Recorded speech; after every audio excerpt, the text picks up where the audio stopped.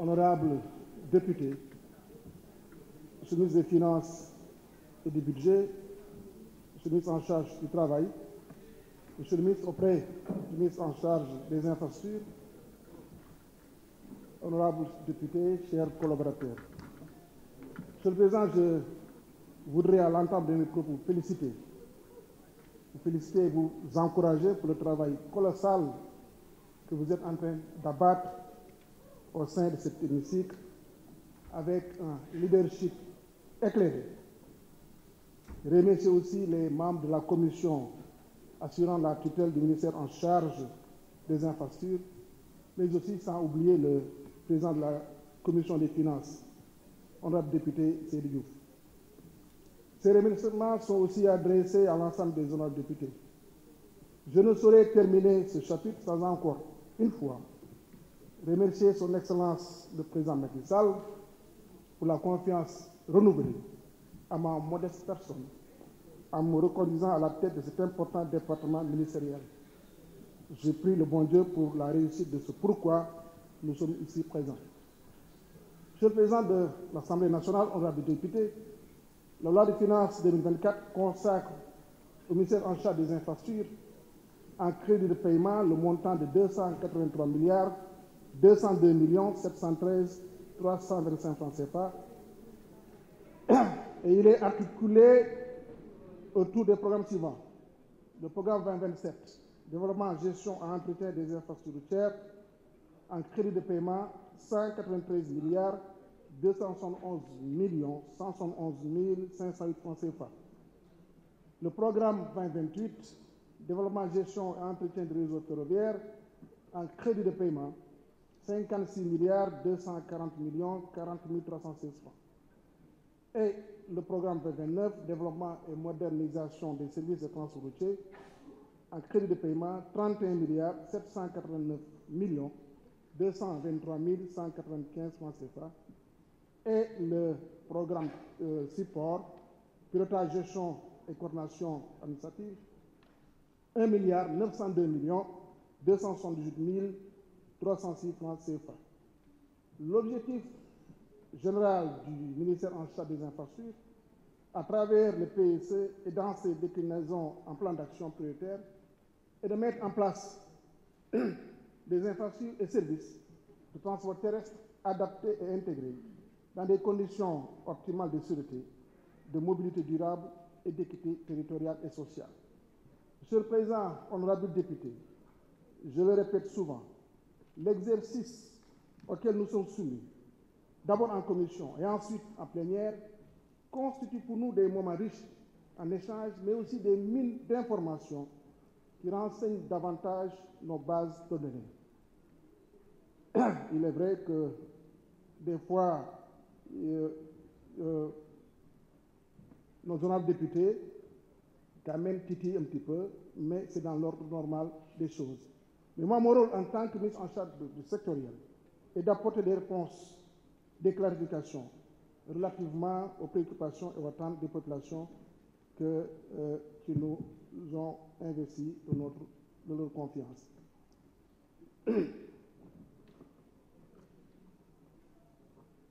Alors, je vais m'évertuer quand même à être plus audible, concis, clair et comme ce fut le cas. Dans un premier temps, je vais aborder la composante infrastructure routière et permettez-moi ces illustrations. Honorable député Lamine Thiam l'a tantôt évoqué. Le président Abdoulaye Wade a énormément fait en termes d'infrastructure. Et si je compare un petit peu les mêmes segments temporels de 2000 à 2011, 2012 à 2022, 2012-2022 correspondant à ce que le président Macky Sall a réalisé.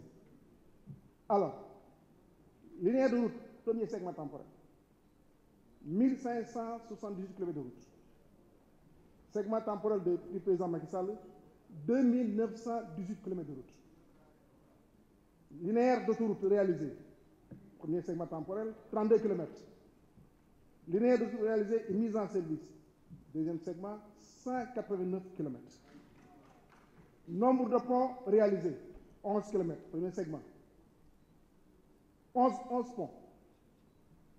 Deuxième segment, 23 ponts. Ponts et autoponts, dont le pont de Baïla, qui est terminé, et le pont de Djouloulou, qui est en cours de finalisation. Linéaire de pistes aménagées, 5000 km, premier segment. Deuxième segment, 6900. Alors, vous avez compris que par rapport au linéaire de pistes, l'option était d'aller plus vers les routes revêtues. C'est la raison pour laquelle nous avons ce chiffre important. Mais ce chiffre que je viens d'évoquer n'intègre pas le PSD, le programme spécial désenclavement, 2800 km. N'intègre pas non plus le PCZA, 404 km. N'intègre non plus pas le PDSAM sur 348 km. C'est-à-dire, dans l'horizon 2023, on a démarré 2024-2025, parce que le PSG c'est sur 3 ans, nous aurons à réaliser avec le président Macky Sall 3652 km qui viennent en sus sur les 2900 km de routes revêtues. Donc, quasiment, ce sera plus de 6000 km de routes qui seront réalisées. Même relativement au développement du réseau autoroutier. Je viens d'évoquer les 189 km, mais il y a minimum 336 km d'autoroute à réaliser. Mbour-Fatick-Kaolack sur 100 km. Dakar-Thion-Saint-Louis sur 200 km. Le prolongement de la VDN sur 36 km. Et ultérieurement, maintenant, parce que les études sont en cours, soit l'autoroute Kaolack-Tambacounda ou autoroute Kaolack-Nioro-Ziguinchor, qui est quand même, donc, qui sont des axes dont les études ont été déjà réalisées. Dans le cadre du PSG, je vais revenir là-dessus rapidement. Le PSG, comme nous l'avons dit, le programme a démarré avec des lancements yoo xam ni am na yu président def am na yu ma def am na axe yoo xam ni jeudi bu neexee yàlla dañ ko lancé au niveau des Parcelles Assainies. Mais rapidement su ma jàllee ci yenn régions yi. Par exemple la région de Kédougou, le député wax na ko, le président a lancé les traversées par exemple Bembouk ba Kayane, 10 localités qui sont traversées, et ces 10 localités-là seront quand même goudronnées pour à peu près une dizaine de kilomètres en attendant que la route Bembouk-Kayane soit réalisée dans sa globalité, parce que c'est une route qui fait à peu près 107 km. Au niveau de la région de Ziguinchor, la route Bignona-Signan et Signan-Niankit, Division est en cours de réalisation.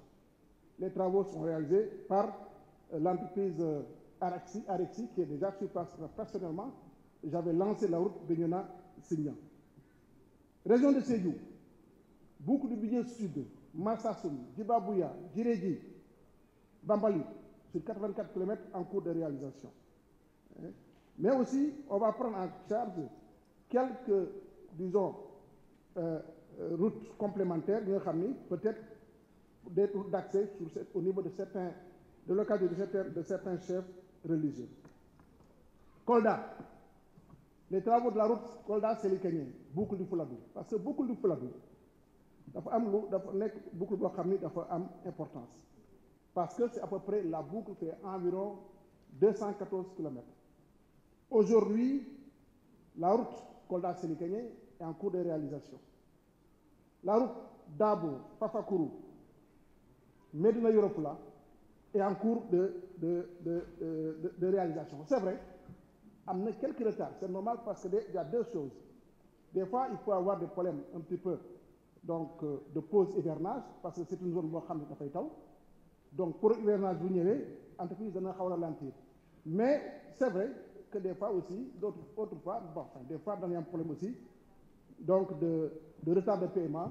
Et j'ai échangé avec le ministre en charge des Finances pour que cette question soit prise en compte. Parce que quand vous avez la réunion donc, avec la commission, j'ai vraiment compris le message lancé par les honorables députés du département de Médina Yoro Foulah. Et personnellement, j'ai appelé l'entreprise pour nous faire un effort, au moins pour accélérer. Peut-être qu'il a même posé quelques kilomètres de bitume sur cet axe-là, mais il faut accélérer parce que quand même, on est d'accord, les travaux, naturellement, ont pris un peu de retard et nous allons veiller à ce que les travaux s'accélèrent pour qu'au moins cet axe-là me paraît. En attendant que Médina Yoro Foulah, Patak, dans le cadre de DCI, me démarrer, fait qu'ici, l'autre axe, et aussi compléter les autres axes réclamés dans le cadre donc du PS2 dans sa phase complémentaire. La région de Tambacounda, il y a les travaux Goudiri, Gankemaka, Sauratou, en cours de réalisation. Kaprine, il a polarisé deux programmes, le PSD et le PCZA.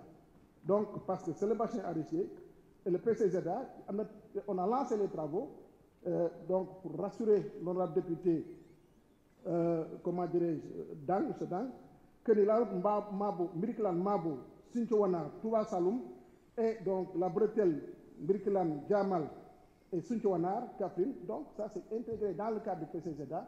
Et le PCZA est un programme financé par la Banque mondiale. Donc, c'est vrai que des fois, dans les procédures, le démarrage des travaux, mais que tout est bouclé, les entreprises sont choisies et leurs entreprises données. Et incessamment, les entreprises seront sur place pour démarrer ces actes du PCZA qui prend en charge le département dans la région de Kaffrine, mais aussi au niveau de la région de Thiès. Kaolack aussi, la région de Kaolack, il y a le bâtiment d'Aoud, Kaon, Guinguinéo, Mbos, Niébi, qui est en cours de réalisation. Et la piste, enfin, ce n'est pas une piste, c'est le bâtiment de la piste, avec l'honorable député Aliou Mané, Firgui, Kaymor, Kissé. D'ici le mois, avant la fin du mois de décembre, nous allons la date de démarrage de ces travaux. Diourbel, le bâtiment de l'ordre, Taïf Sadio, pas démarré. Ce n'était pas intégré au départ, mais avec les instructions du chef de l'État, on va démarrer cette route.